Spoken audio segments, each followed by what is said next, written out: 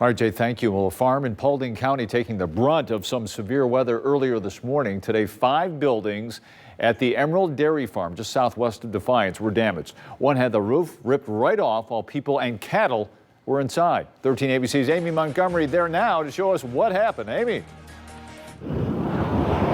Lee, we're standing here just on the edge of this farm, and from this vantage point, you can really get a good idea of the damage and some of the work that's been done in the meantime. Dozens of people have been out here during those cleanup efforts. You can see some of the piles of debris sitting here in the yard. As you mentioned, 5 different structures were damaged.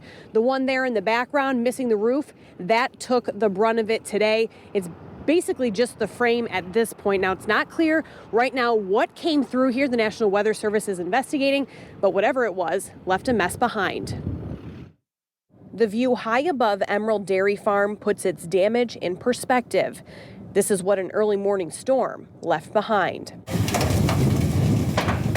Closer to the ground, cleanup has been underway for hours after severe weather pummeled the property. This is the only significant impact of the storm here in Paulding County. Siding was ripped off of silos, debris pierced through buildings, and an entire cattle barn came tumbling down. The roof line was, as you see, completely missing.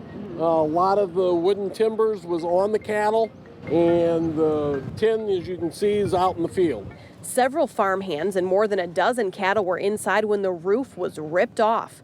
Remarkably, no one was hurt, including the animals, but the repairs will be extensive. Roughly, there's a total of 5 structures that have been damaged as a result of the storm.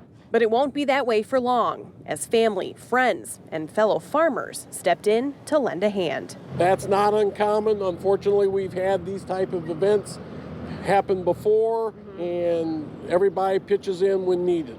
In Paulding County, Amy Montgomery, 13 ABC, Action News.